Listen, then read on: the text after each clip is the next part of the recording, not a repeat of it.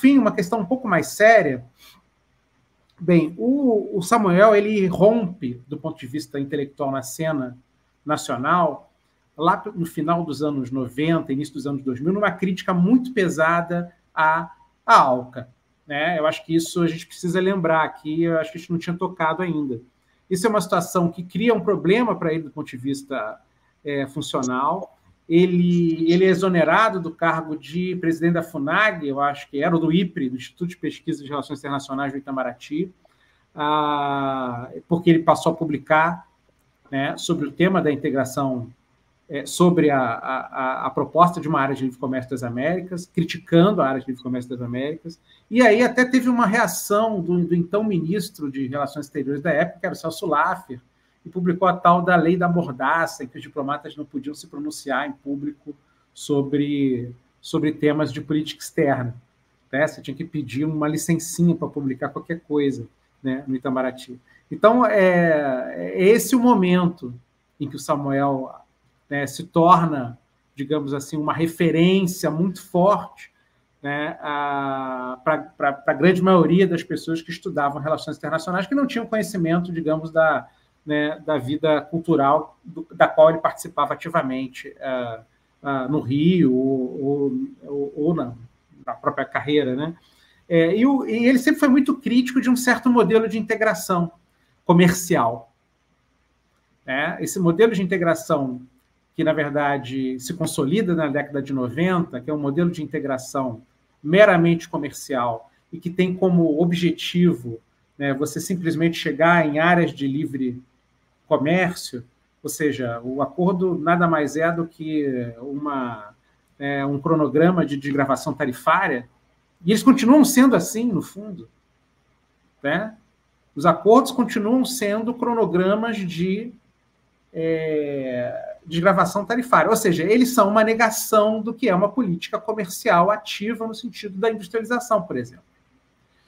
Então, na verdade, você diz que está fazendo política comercial quando você faz acordo, mas no fundo é o contrário. Você não está fazendo política comercial quando você faz acordo comercial.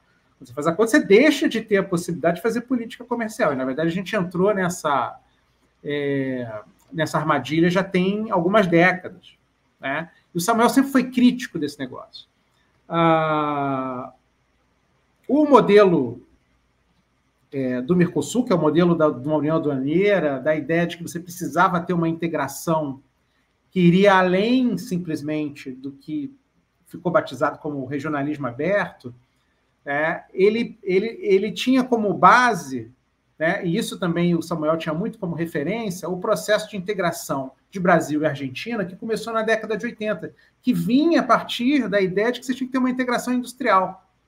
Né? Então, no fundo, você tinha que criar complementaridades, né, de integração para que esses países, esses dois gigantes que você tem no Mercosul, né, porque são gigantes se você comparar com o Paraguai e o Uruguai, né, eles, na verdade, formassem um pilar, né, para a integração a partir do desenvolvimento. E isso, na verdade, ficou para trás, no fundo. Quem guiou esse processo de integração industrial no Mercosul, basicamente, foram as multinacionais. Né? E você não foi capaz de desenvolver políticas industriais que fossem complementares. E isso sempre foi um dos grandes problemas da nossa integração, porque era uma integração em que, eu acho que é desnecessário dizer, no fundo, todos os processos de integração bem-sucedidos são processos de integração em que você tem, digamos, uma indústria muito bem organizada. Então, eu acho assim, que hoje o Samuel seria muito crítico, por exemplo, do acordo Mercosul-União Europeia, né? Da possibilidade, né, que há de fechar o acordo Mercosul-União Europeia. Não porque o acordo seja... Bem, o acordo é ruim, né? Como negociador, eu acho que é um acordo que já está desenhado há muito tempo, é um acordo que, do ponto de vista das trocas, né, gerais, ele é muito complicado. Muito complicado. Né? E ele é muito complicado também do ponto de vista da transição verde, porque, no fundo, é como se o Brasil estivesse financiando a transição dos europeus, eles que têm uma energia muito mais cara, muito mais suja do que a nossa, ao contrário, quer dizer, até uma energia mais barata porque suja, né? Mais do que nós que pagamos o processo de transição energética, no sentido de ter uma matriz mais limpa, né? No fundo, ele é um acordo que ele não contribui para o processo de transição verde, né? Que seria almejado hoje, né, no mundo, né? Então, eu acho que essa ponte assim, com a atualidade ela é necessária também. Aí eu queria... Bem, para terminar com uma anedota pessoal.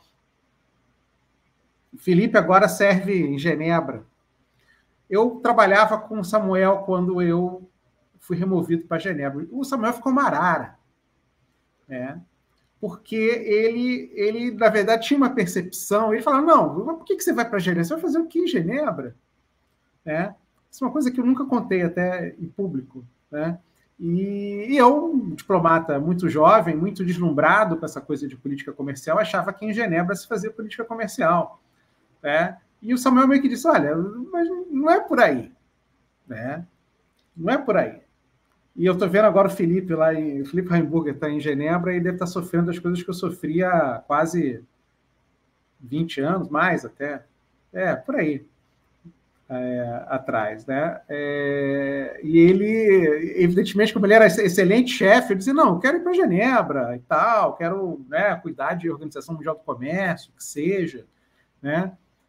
Era uma área muito privilegiada no Itamaraty, na época, tá? Mas eu era muito jovem, quando a gente é jovem, a gente não consegue ver as coisas com a total, né, perspectiva. E o conselho de Samuel não era para ir para Genebra. Obrigado. Fantástico. Muito bom a questão da lei da mordaça. Isso foi fundamental, fundamental.